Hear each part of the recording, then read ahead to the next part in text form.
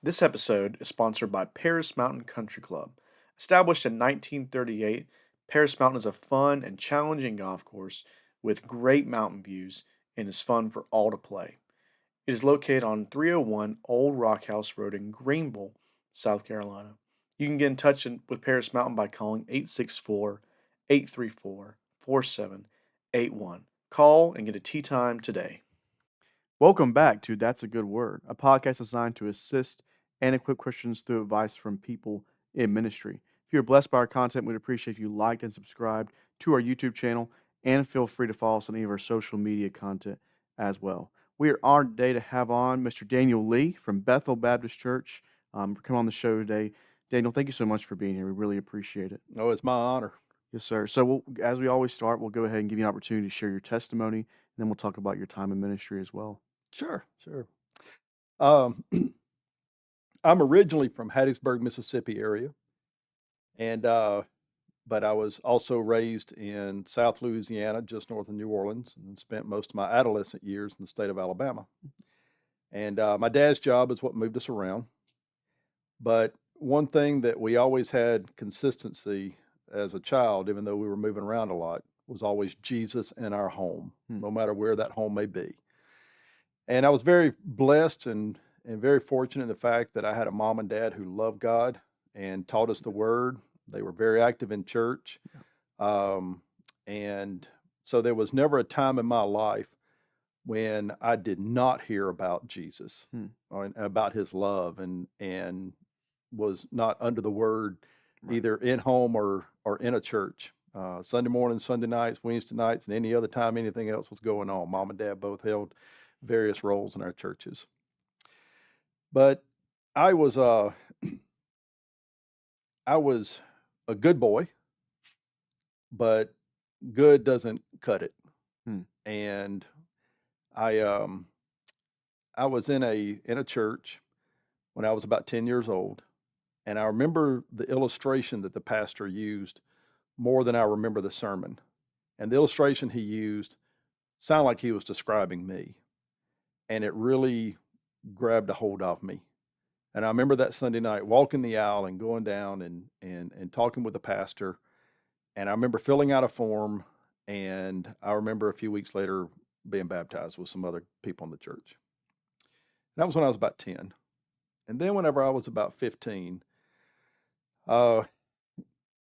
hitting those years, and I was trying to grow in the Lord, but there was a lot of things that just kept nagging me, like, are you really saved? Are you sure you're saved? And I had gone and talked with our youth pastor and talked with a pastor and things like that. And my biggest fear was that the rapture would happen and I would be left behind. That was my biggest fear. And that was really when I was about 14 or so. And I'd wrestled with that for a long time. And my dad was a professional businessman, worked for the Ralston Perina Company. He was a white-collar kind of guy, but worked in a blue-collar field, Right. And my mom owned a catering business. And she did weddings and rehearsals and other things. My dad and I had gone to the grocery store, and we had come back from the grocery store, and as I was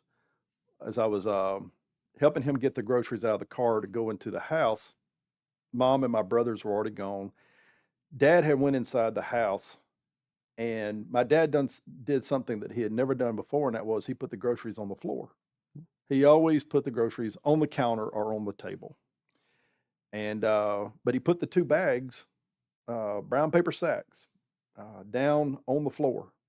And he had walked through the kitchen and went around through our den to actually make sure that to go outside the patio door.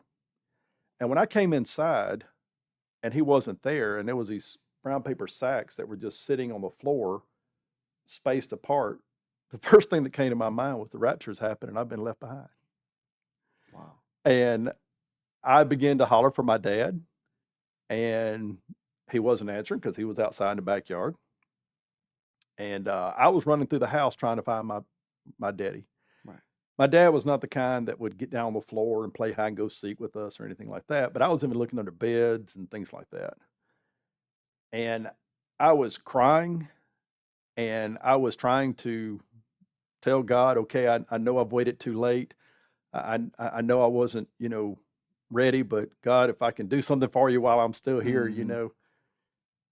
And then I heard the sign glass door open up, and when I went back into the den, my dad was standing there, and I'm standing there. I've been crying. And he looked at me and he says, "Boy, what's wrong with you?" And I said, "Daddy, I didn't know where you were." And he said, "Son, what'd you think happened? The rapture happened and you were left behind?" Not knowing what I had been wrestling with privately and quietly for quite some time. Wow. And I said, "Yes, sir. That's exactly it." And so whenever I didn't say anything else to him about it. And then later on in our church, during a revival meeting, the pastor preached about how you can know that you know that you know that you're saved. Hmm. And I listened so intently. And one of the things that he said was that, if you have doubt, then nail it down, do away with it. And it's not that you're getting saved again, you're just making sure of it. So I walked out in a revival meeting and shocked everybody in the church, because if anybody acted like they were saved already, it was me. Hmm.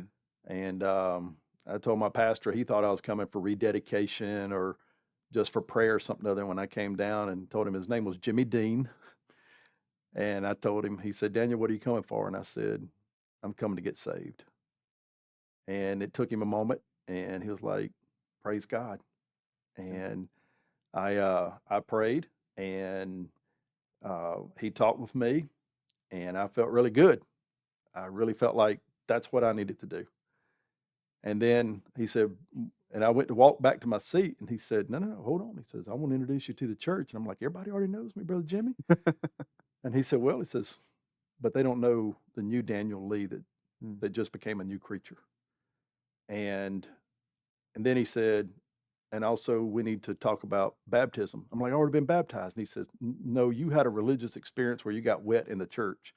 But baptism comes after repentance. And Daniel, if you just repented of your sins and you know that you just got saved right now, then we need to talk about baptism." So whenever he presented all that to the church, everybody was in a lot of shock, because mom and dad, and my family, Right. and stuff like that. Right. And so, but I made sure. Hmm. And it took a lot of moving the pride away, and started growing in the Lord in a different kind of way. And so that's kind of the salvation testimony, kind of it, and Right. the long version.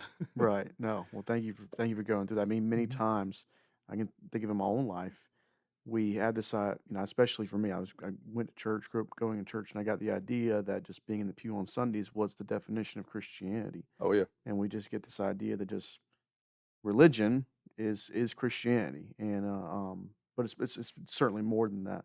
And so I can, with you there, brother. I mean, that is in our walk, in our salvation story. It's more than just a realization of being there, and being there on Sundays, and acting a certain way. It's really a heart issue at the end of the day. Most It's a definitely. heart. Yes, Most sir. definitely. So when did you really get the call where you felt, hey, I'm being called to ministry? Wow. Well, my testimony about that is very similar to a lot, and that is, a lot of us that are in the ministry knew it even as a child. And Mhm. I'll tell you that even I felt like as a child that God may be calling me into the ministry. Um, we lived in different states than my cousins, but all my cousins, most of all of them, were very faithful churchgoers who became ministers of music and missionaries and other things. And I can remember as a young boy us playing church, and I was a designated preacher. Hmm. And even in a church in our youth group, we had Youth Sunday, and the youth and the pastor nominated me to be the preacher for the Sunday. And so I kind of always had that in the back of my mind. But um, I joined the Air Force out of high school, and it was while I was in the Air Force that I really knew that God was calling me. And for me, it was more of, okay, Daniel, I'm calling you, and having a Damascus Road experience. It was more like, okay, Daniel, now's the time. Hmm. And I can't talk about my calling without also talking about my wife. Right. We were high school sweethearts, but we went to rival high schools. Hmm. And I went to the county high school. She went to the city high school. So we say I went to Redneck High, and she went to city went to Snob High. And we started dating when we were 15. And but we met in church in the youth choir, in the youth group. And we dated and graduated high school. I joined the Air Force. We got engaged first, and she turned 19 in May. We got married in June, and I did not turn 19 until November. Wow. But we waited 5 years before we had kids because we knew we both needed to finish growing up. Yeah. So my wife did not fall in love with a preacher. Right. She did not marry a preacher. But a godly lady she is. Mm-hmm. And when I was in the Air Force, and I knew that it was time, and I'd already been counseling with my pastor at that time, was Dr. Eddie Leopard. And he was like, Daniel, God's got this all over you, man. It's time you need to share it with Karen. And so she was working as a secretary at a church, and she was also expecting with our first baby. And after church, I went and picked her up from the church where she was working. I gotten off the flight line early that day. And out of all places, we went to a Hardee's, and we got a cone of ice cream. And I'm sitting over there, and I'm like, honey, I really need to talk to you. And she said, well, you told me you did. And I'm getting a little emotional in Hardee's, eating ice cream, trying to talk to my wife. And she was like, Daniel, what is it? And finally, I choked it up, and I said, God's calling me out of the Air Force and into the ministry. And she did, finally. I said, what do you mean? She says, God told me this 6 months ago. I've been waiting. And so not the reaction you expected, I assume. For her to say she'd been waiting for 6 months, it was a little bit of a shock relief. there. Yeah. But we just celebrated our 38th wedding anniversary, this June 29th, and been in the ministry for 32 years now. Wow. And we've moved 9 times, man, in our married life, and been here in the Greenville area for 17 and a half years. And just love it. So absolutely. So part of that calling was God also calling my wife. Right, definitely, because y'all do ministry together, and that's one of the points that many pastors that I speak to, they make. They all say the same thing. They'll say, "Listen, we're ministry together." Oh yeah. So this is us. This is us doing this together. Yeah. First off, thank you for your service in the military. Appreciative of that. We very thankful for that. Did your time in the military, did that have a big? Obviously you were working. You knew at that time you were being called, but did it have a big impact in your personal walk as well? Oh, most definitely. If there's one phrase, and I don't know where I heard it, I don't know who the originator of it is, but it has been in my heart, my mind, and my mantra for a very long time, and that is, God doesn't waste anything. And so, I look back over a lot of my experiences and where God has taken me, and even where my own stubbornness has put me. God doesn't waste anything. And so, while in the Air Force, I served 8 years. My goal was to make a career of it. I loved it. You cut me and I bled Air Force blue. Right. And so part of my calling was me yielding my will to God, where I was trying to tell him that I was going to be a retired military guy, then maybe go in the ministry. So then that way, I would have my military income, my retirement income coming in, when I was only 38 or 40 years old, and then I would go, work for the Lord, Right. in churches and things like that. Right. And, but those 8 years was a lot of ways a seminary for me. Hmm. And I am a Desert Storm veteran, and I served during that war. And, and here again, God doesn't waste anything. Right. And so I was in a mechanical field, and I was on a combat crew, and my job was to maintain the equipment that was used to repair and regenerate, particularly F-16s and F-4 fighters, and so we played a lot of war, Mm-hmm. and been in war, so a lot of deployments, but every experience I look back on is like God was doing something. Right. Didn't understand at the time. Yeah. But he has a wonderful way of using everything. That's right. Definitely. It seems many times we may not see it in the moment, whether it's struggle or whether it's difficulty or just imagine many times being in the military. I mean, there were difficult times, there were struggles, there were, frightening times. But looking back on it, I'm sure that, you see God had plan in all that. As you going through ministry, especially starting to work at churches and in the pastor role, did you have some mentors, some people that kind of helped you along when you started to take on those roles that really were influential for you? Oh yes, and thinking back over that, the list would be too long, and names would be inadvertently forgotten, or to give credit to everybody that really helped mentor me, because I was very close, as I said, to Eddie Leopard, my pastor at the time, at Bethel Baptist Church in Sumter, South Carolina. And Eddie was mentoring me a lot with going into the ministry, and helping me to understand my calling and things like that. And because I had, Bethel was a church, I'd say we were running, and it's hard for me to really say, somewhere between maybe 300 and 500 people, I guess. Yeah. Wow. And the church elected me to be a deacon, and the next year made me chairman of the deacons. And as some say, I was the youngest chairman of the deacon ever elected in that church. And I worked very closely with the staff. Already, just I was very active on church council. I did a lot of other things, brotherhood director, taught, just very active. And this is all in my early 20s. And, and then when God was calling me to ministry, I'd come home from Desert Storm.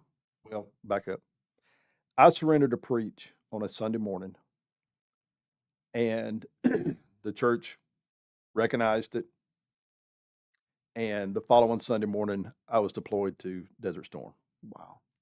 And so, Wow. I was like Paul. I got shipped to the desert from my seminary. And so when I came home, patriotism here in America during that time was at an all-time high for that generation, and a lot of churches were doing God and Country Days. Mm-hmm. And because I was a Christian, been there, I was often asked to come and speak, and so we were traveling a lot, doing God and Country Days, and in various places in different states and different churches. And I ended up at a small church in Sumter to actually just do a pulpit supply. They were without a pastor, and they invited me and said, "Hey, anytime you don't have a speaking engagement, we'd love to have you back."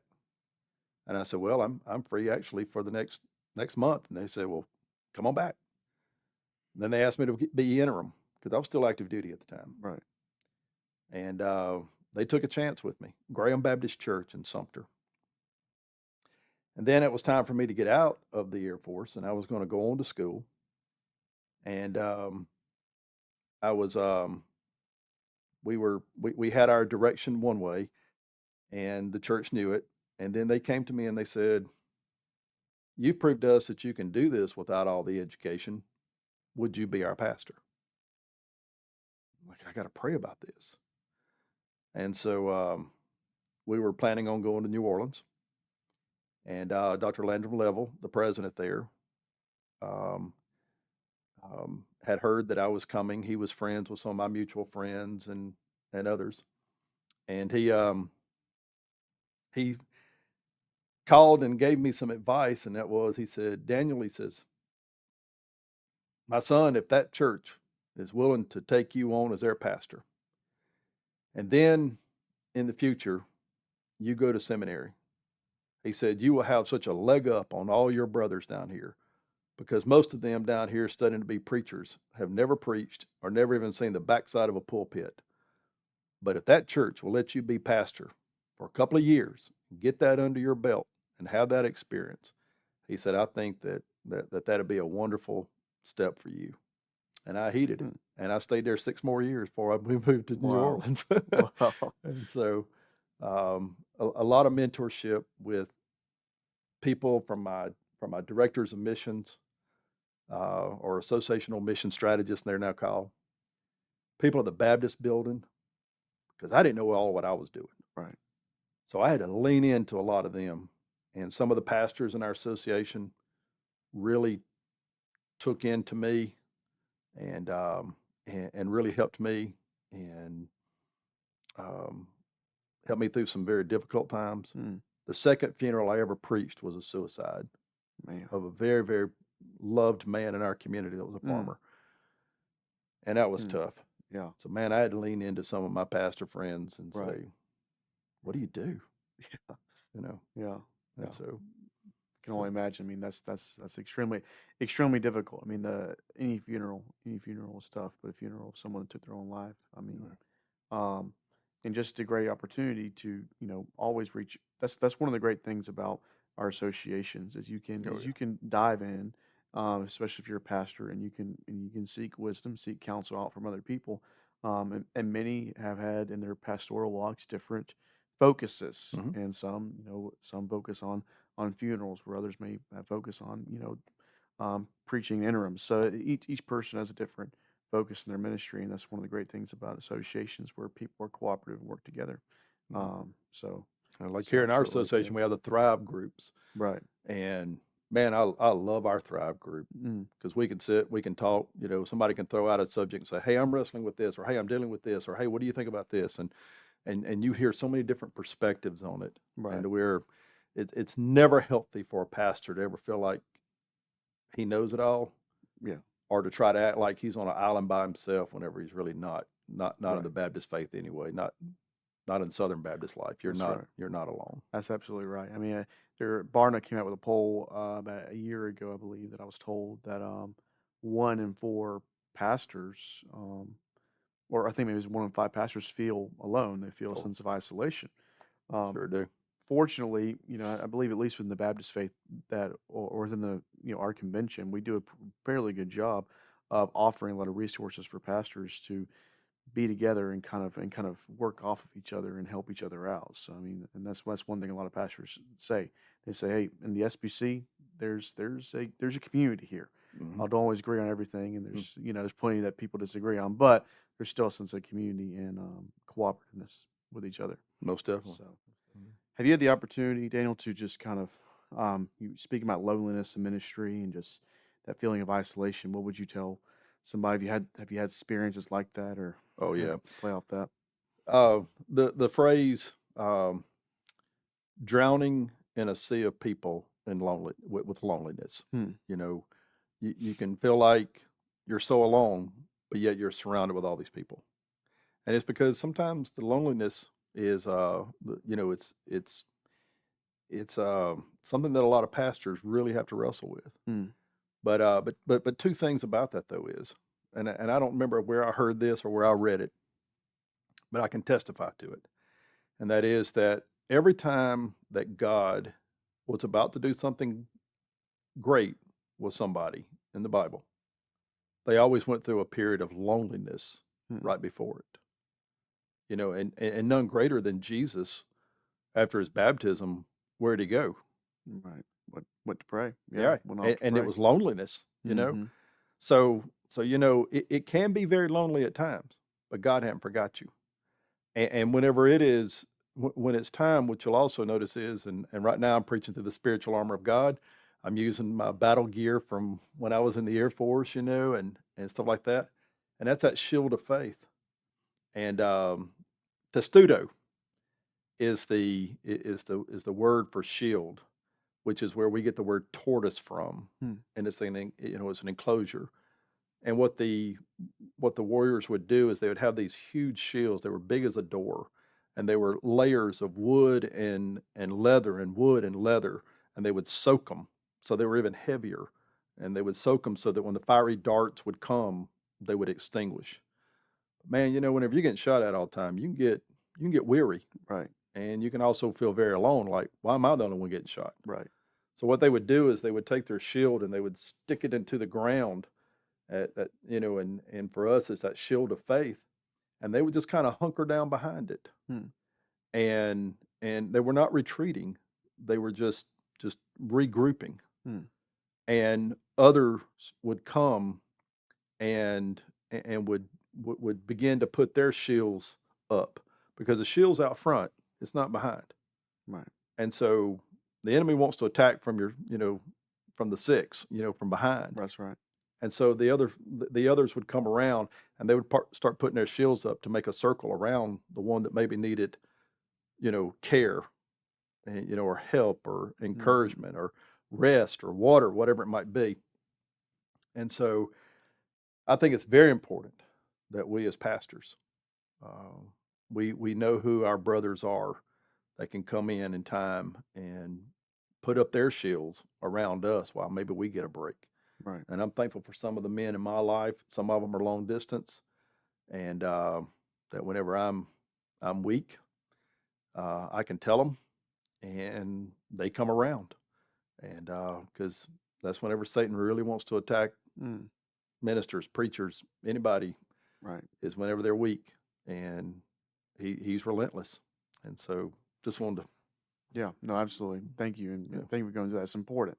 It's important, especially for those in ministry, because many times pastor may not feel comfortable going to their congregation to voice these things. They need to Most voice definitely. it with someone that has the experience of being a pastor. Me and my dad are very close, but I cannot understand what he's going through on a Sunday night after a very difficult long Sunday. Oh, yeah. I can see it. I can Yeah. feel sorry. I feel sorry for him. And I hate to see that he's what he's going through. That he's seems to be without losing energy and just stressed. But I can't understand really what's going on there in his heart, in his head. So, so thank you for talking about that. It's important for pastors to know that they have friends and they have people that are willing to talk to them. So, one thing that you have had the opportunity to do is at Bethel, you are a bivocational pastor, and we're going to talk a lot about that bivocational role today.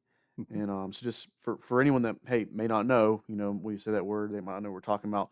What is a bivocational pastor, and what does that look like for you? Okay, well, we're going to get into some semantics here, okay? Right. And the terminology. To be bivocational, it means bi meaning two, or you might be tri. Right. Vocational just means that you have multiple areas there.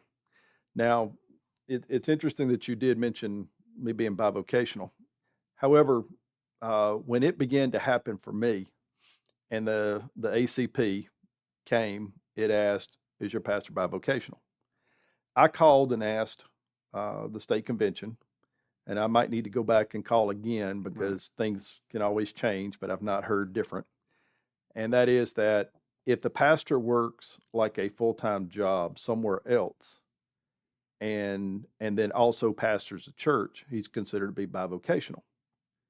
My question was, no, I'm full-time at the church. This is my primary. Right. I just do other things.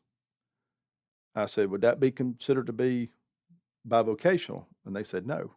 Hmm. And so now that could have changed. So on the ACP, because I am still full-time at the church, Right. I don't check bivocational. Right. And I should check that and see if that's still the current definition of it. But basically, to give you my testimony about it, I never really thought that I would be in a bivocational role. I have only pastored 4 churches in 32 years. Right. My first church was full-time. My second one was actually a seminary church, but I was a full-time student, and I also worked at Office Depot. And then my third church was definitely full-time. It was a much larger church, and then I came to Bethel here in Greenville. And it was much smaller than the church that I'd left before. So my pay was proportionally different as well. But to be honest with you, we really thought we would just be here for a short season. Right. And 17 and a half years later, God's still laughing about that. But in 2010, my oldest daughter was a student at Anderson University, and she had the opportunity to participate in their first ever study abroad program and go to Australia. And her professors were really wanting her to go because she was in the top of her class, and just thought it'd really be a great experience for her.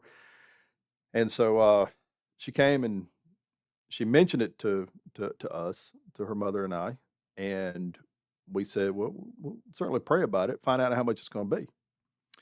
And when she found out how much it was going to be, she never talked to us about it again. And then she came back, and I asked her, I said, what'd you ever find out about the Australia trip? Right. And she said, Dad, it's just way too much. I know that we can't afford it. And I said, honey, your job is to go to school. My job is to make sure it's paid for. So I'm not going to take on your role. You don't take on my role. How much? And she told me. And after I regained my composure, because, like buying a car, Right. Yeah. I said, we're going to pray about it. Mm-hmm. And I went to in my church, we had a personnel team. And I went to my personnel committee and I said, okay, here's the deal. Rachel has the opportunity to go to Australia, study abroad, but it's going to cost me this much more money. And I don't have that kind of money just laying around, and I don't want to go into student debt. Can I get a second job to pay for it? And they said, well, doing what? And how often did you work? And they asked a bunch of questions. I said, I don't know. Right. I said, but we're going to pray about it. Right. And so we did that night. It was on a Wednesday. And the following Wednesday, back up. We already had a small engine repair ministry in our church where me and 2 other guys, if you had a lawnmower or pressure washer or generator or something like that and it needed fixed and you were in the church, then we would repair it, usually taking a youth to learn how to turn some wrenches and things like that. Yeah, that's great. And I had a ladies lawnmower that I was working on, and I had gone that Wednesday, 1 week to the day later, I'd gone to a parts house in Greenville to get parts for it. And when I was getting the parts, I was then going to leave and go to a funeral home for a visitation for one of our church members. So I was in dress clothes, but not necessarily a suit and tie, but I was in dress clothes. And I was getting the parts. And while I was there, I found out that they were in desperate need of a mechanic. They were weeks behind in their service department, and they needed somebody. So I just asked him, I said, Chip, hey, can I inquire about the mechanic job? I'm standing there in dress clothes. And he's like, well, come back tomorrow and talk to Jack, the owner. And I said, okay.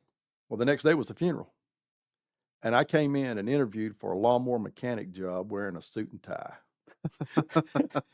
And Mr. Jack said, any lawnmower mechanic that will dress up for an interview, I gotta hire him just to see what he knows what he's doing. Did you tell him you're going to a funeral? Or Yeah, did you keep that?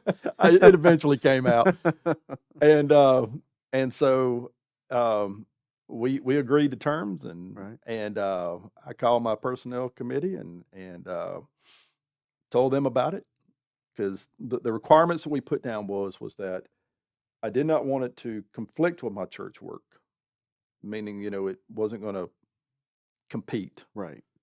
And then I did not want it to interfere with my church work, that if a church member needed me, I was going to be there. If there was going to be a church event, I was going to be there. It was not going to. Mm-hmm. So turning wrenches in a lawnmower shop just seemed to have been a good fit. Why? Right. Because God doesn't waste anything. Mm. And I'd learned how to turn wrenches in the Air Force. And so what was going to be a summer job to pay for the Australian trip actually turned into an 8-year stint at that place. Wow.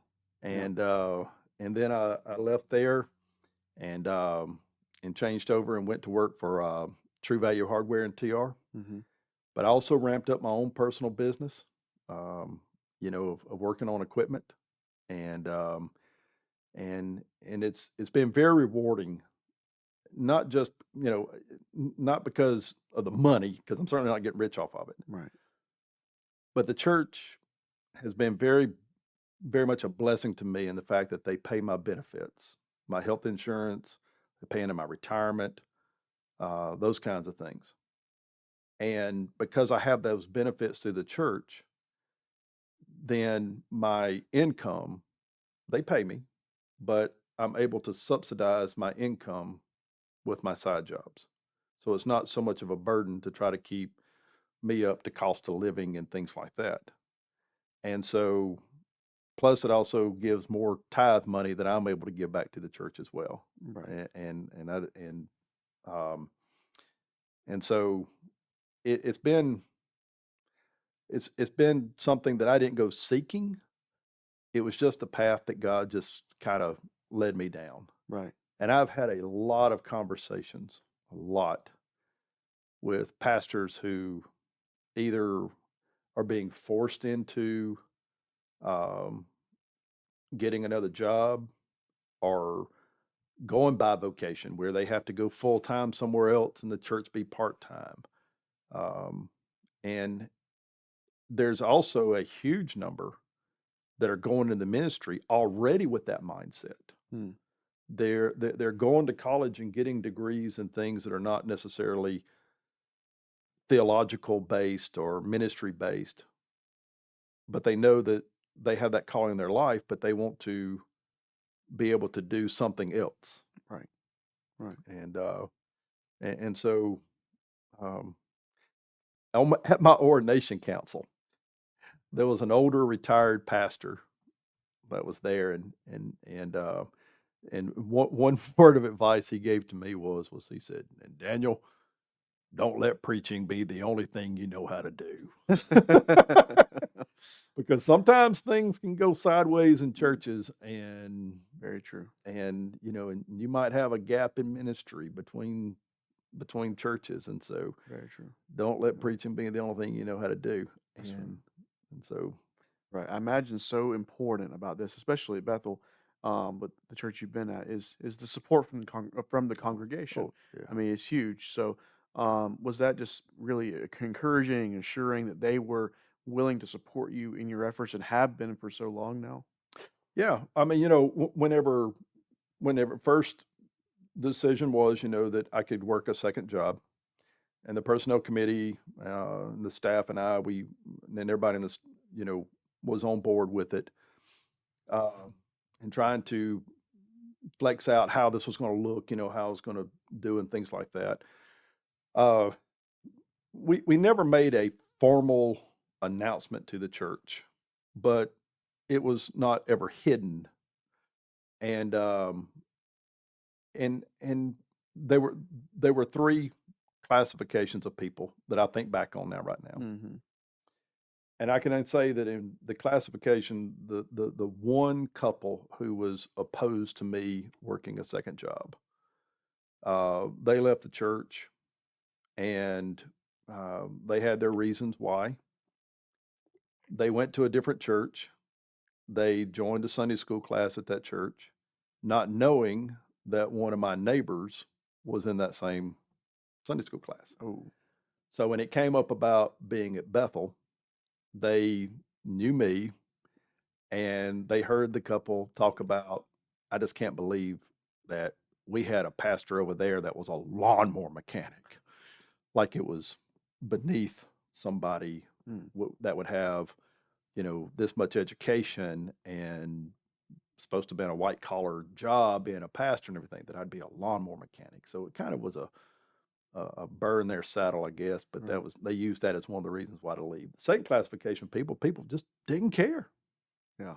But the third group of people was the ones that I saw that I think back on, and some of them have actually verbally said, knowing that you're willing to do whatever you got to do to provide for your family, and the fact that you got a little grease under your fingernails, and the fact that you ain't scared to get dirty, and those kinds of things. Those people just offer me so much encouragement, and so, it was very affirming, very affirming. Right. One of the great advantages I imagine you have, especially working as a lawnmower mechanic, working for people there, working in your own and having your own business with that, but then also working, at True Value. You have the opportunity to have intentional gospel conversations that yeah. you just want to have in the pastor role. If you were just a full-time pastor, which you are. I mean, if you were just a pastor though, and you weren't working in True Value, you wouldn't have these opportunities to have those real important conversations. I mean, have you had the opportunity to just have conversations, connections you just wouldn't have made as a pastor? Oh, wow. Yes. Um,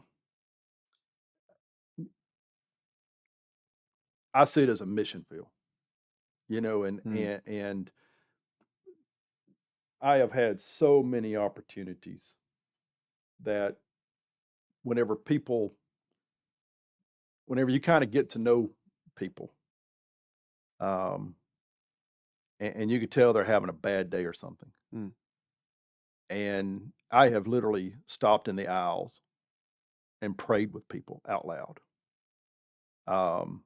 I have seen people stressed over the fact that they had a plumbing issue at their house, and I'm like, hey, look, we're gonna help you get through this thing, and I can tell you what all parts you need, and I can kind of coach you through it.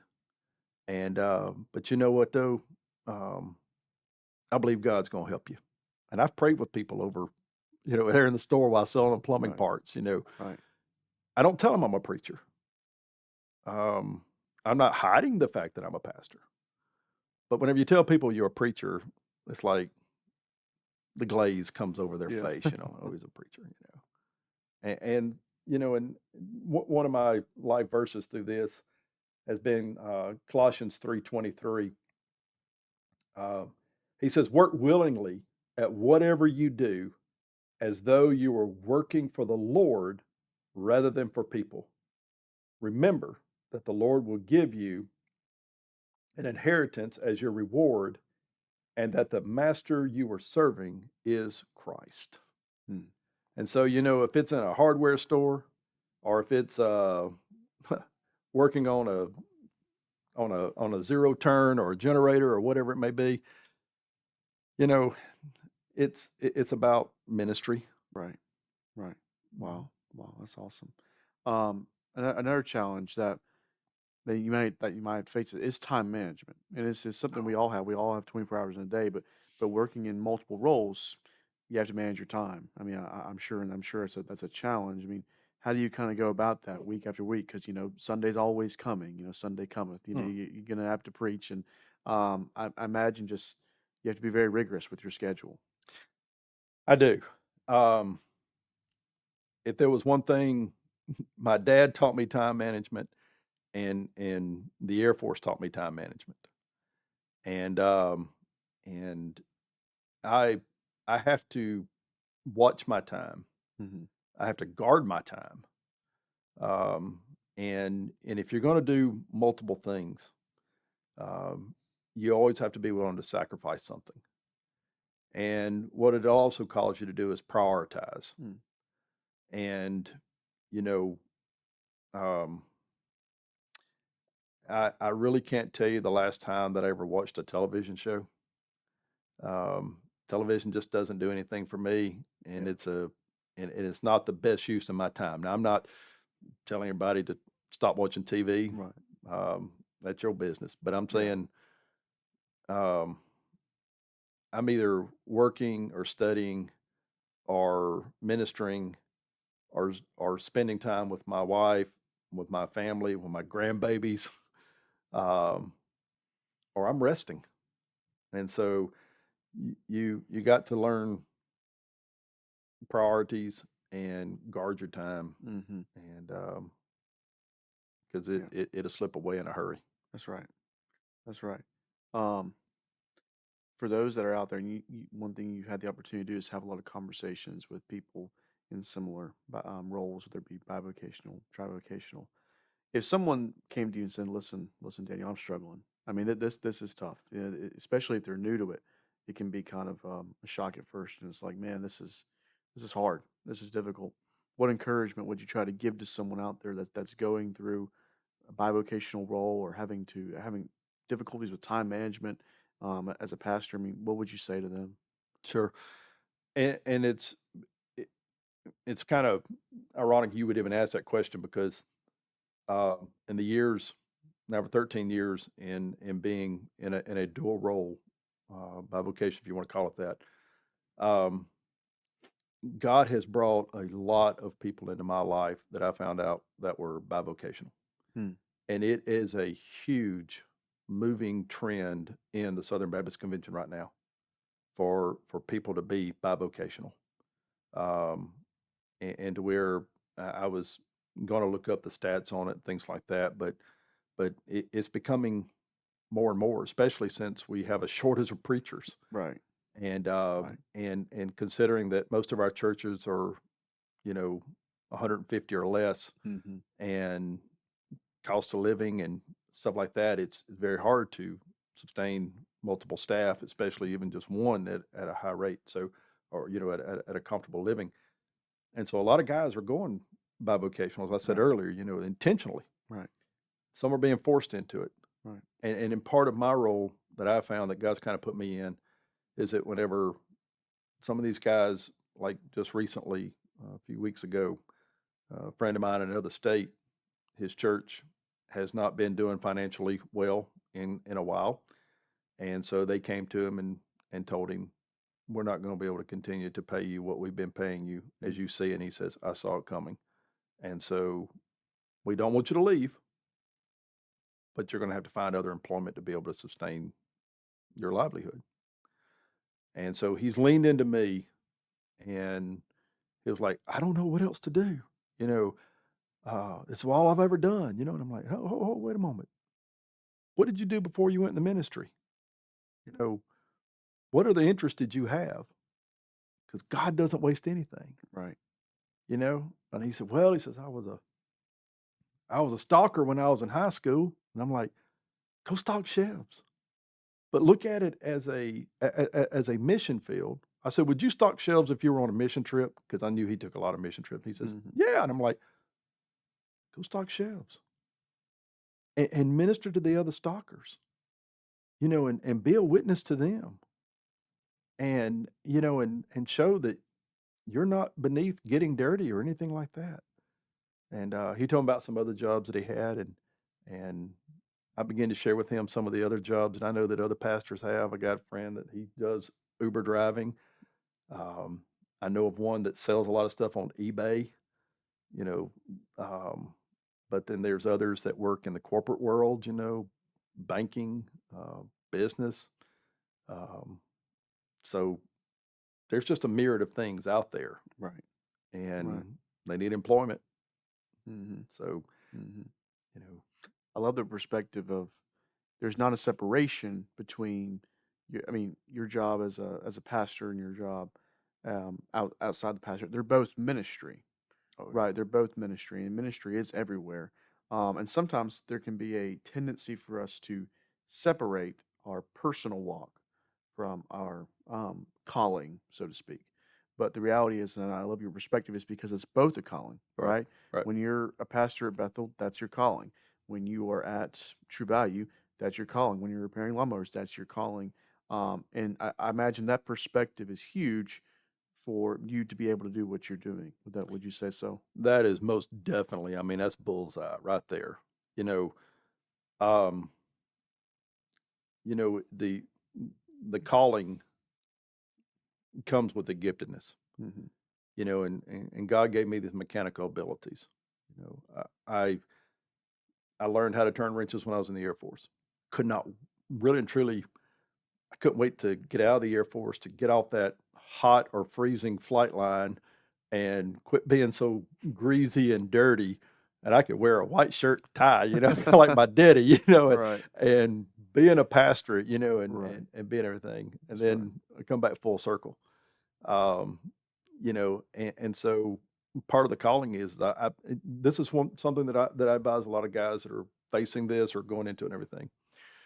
First off, don't do something you're not going to enjoy, because um, if it's going to rob you of your joy, it's going to show up in your preaching and in Mm-hmm. your life and things like that. So whatever you do it as if unto the Lord, and the Lord's going to give you some joy with that calling to be able to do it. And that doesn't mean you're always going to like it. Right. Doesn't mean you're always going to have a great sunshiny day every day, Right. but you'll be able to see. As I tell some of the guys, I'm praying that God would give you confirmation Mm. that you are right where you are when you need to be. Mm. Pastor friend of mine was having to get into second job, little side job and everything, and he became an Uber driver, and he began to not like it, didn't see, the calling in it. And then one night he picked up a fare, and it was a husband and wife, and they were fighting, and they got in the back seat of the car, and you could just feel the tension. And so he turned the radio on over. He turned the radio to some Christian music, Right. and and began to talk to them very softly, very calmly, and kind of got them calmed down, and then began to interject things about God and about family. And it was about a 30-minute drive. And at the end of it, he said that when they got ready to get out, he asked if he could pray for them. He knew that they were struggling, and they said sure. And when he got through praying, they said, "Are you some kind of a preacher or something?" He said, "As a matter of fact, I am." Yeah. And they said, "Do you do marriage counseling?" That then led him to actually being able to do marriage counseling with them, and then they ended up back in church and Wow. things like that. So Amen. Praise God. it's just opportunities are there. That's right. That's right. I imagine, for many pastors that are facing this for the first time, there can be some difficulty because, church finances, there's challenges there administratively. Um, yeah, would you advise someone to say, hey, make sure that your view is always what's best for the church going into this? Like, hey, let's make sure we're doing what's best for the church, and kind of like you talked about earlier, just try to throw yourself out of the equation. Would that be something you'd advise to do?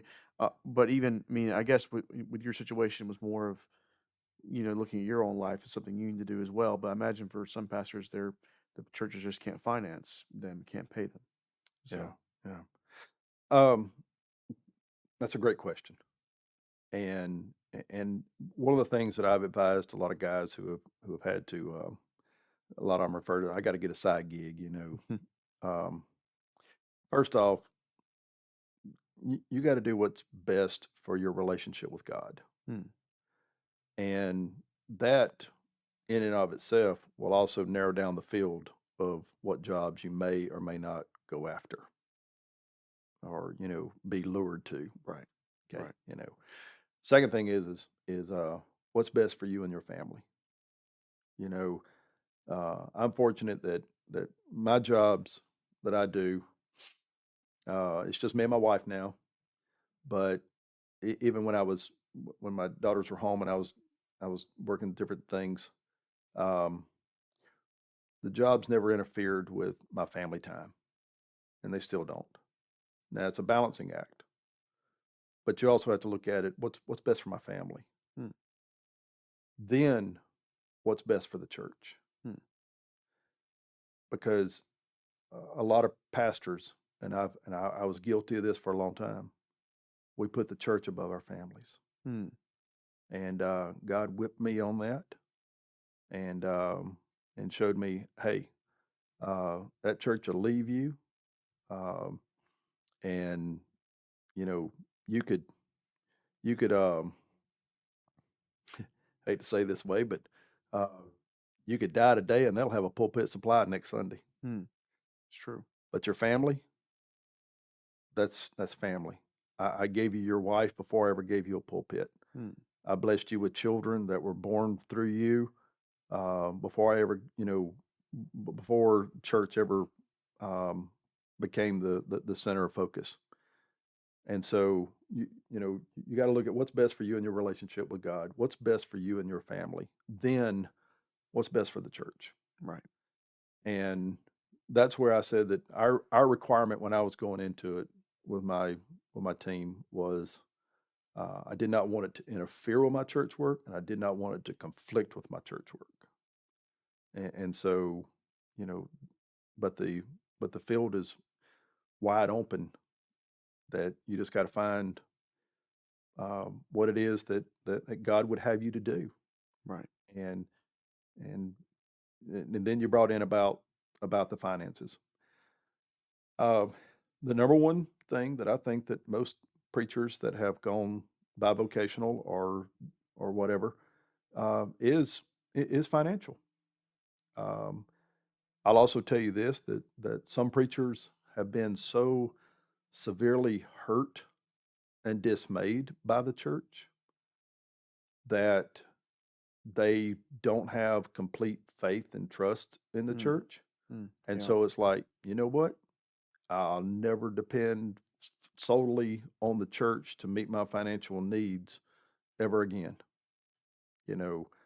I'll be at the church, I'll Hmm. be the pastor, they can pay me, but if things go sideways or something like that, I'll always have something I can step right back into or do more of or something like that. And I've got a couple of guys who, because of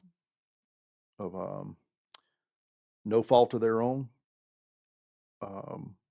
was dismissed from their churches, and financially it was a huge blow, Hmm. and really didn't know how to Okay. anywhere to turn. Yeah. And now they're both,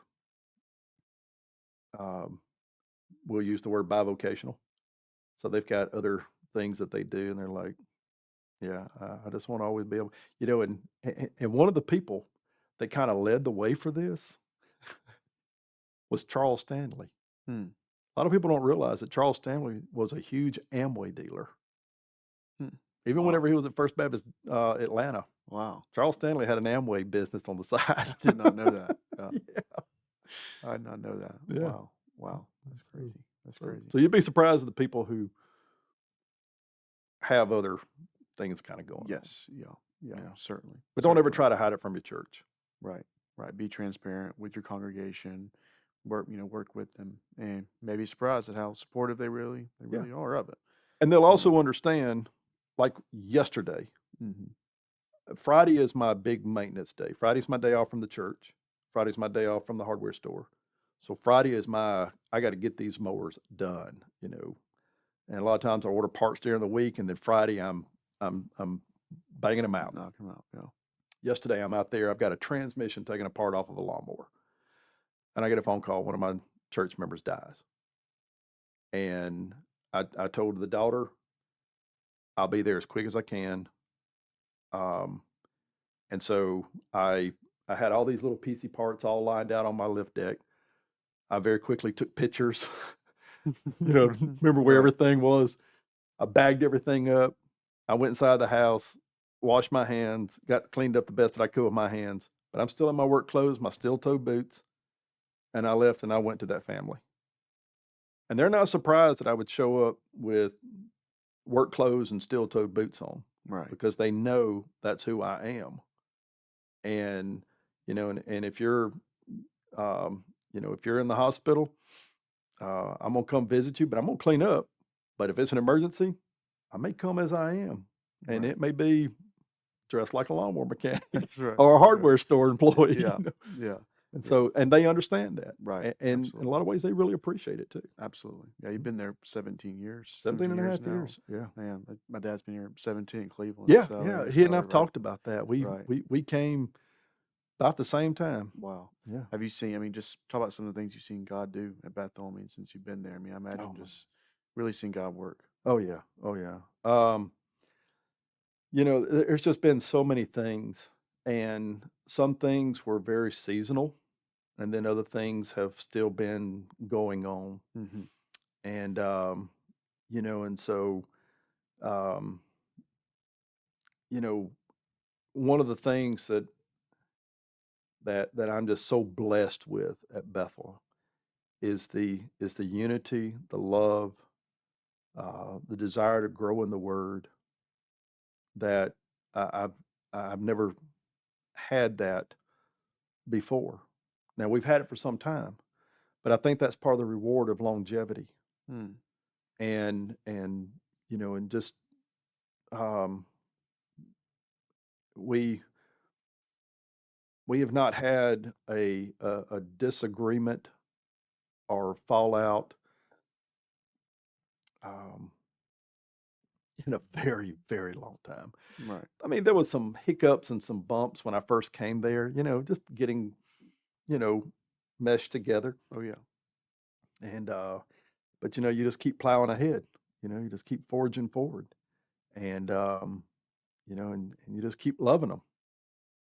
And you put your guard up, and you let the main thing be the main thing. And eventually, it just kind of came to where people just got hungry for the Word more than what they were just wanting to be involved in church politics. Right. Right. And so we got a lot of new Christians, and let's see what would be a good word. Um, Undiscipled Christians, or I don't want to say immature Christians, but they've been saved a long time, but they've never really grown in the Word, Mm-hmm. and really been encouraged in their walk with the Lord. And so we're just doing life together, and pressing on through some of those things. Right. But one ministry that we do that is it's seasonal, but man, it is such an encouragement to our church, but also to our community, is that for the last, since 2021, we have put up Christmas lights all over the front of our church and in the parking lot, tens of thousands. Right. And you pull into our parking lot and you turn your radio onto our radio station, and the lights are synchronized to the music, and there's a video up there. Oh, yeah. And it's about a 30-minute loop or so, and we don't charge. People want to give donations, we'll certainly take that. Right. But we have greeters in the parking lot just to greet people, and it's just a huge encouragement to our community and anybody that comes to it. And so we kind of became the Christmas tree light church. That's right. Well, someone who's seen it, I can give a personal recommendation for that. It is really good, really awesome. We go there every year. I know, because we're big Christmas lights. We like drive around, Yeah. and so we love that every single year going to Bethel and look at the Christmas lights. Daniel, thank you so much Yes, sir. for being with us today. Is there anything else you want to cover before we get closed up here? On a personal note, I would just say, to where if you were in a situation where you're looking for possibly an extra job or something like that, kind of just pray through it, and don't be surprised that the job comes to you and you not have to go search for the job. And then, make sure that you and your church are on board with this. And also, if the church comes to you and says, hey, we can't afford to pay this anymore or whatever, don't take it as that they don't love you or that they don't want you there anymore. Find out what their motive is and work with them through it, because they might be just as concerned and struggling as what you are. And so just don't let that be a discouragement to you or make you doubt your calling in the ministry or your usefulness to God's kingdom in the church, because he's still got a plan and a purpose for you. So just hang in there, do whatever you got to do, and look at that as a mission field and a second calling. Amen. Daniel, thank you for being with us today. Hey, really brother, it's been my appreciate it. honor. Like I told you a while ago, to where all this gourmet stuff that you've had up here, I feel like a piece of cornbread you threw up here on the table. But thank you, brother. It's been an honor. Yes, sir. Thank you, brother. Thank you. All right, well, I'm Wilson Paris, and that's a good word.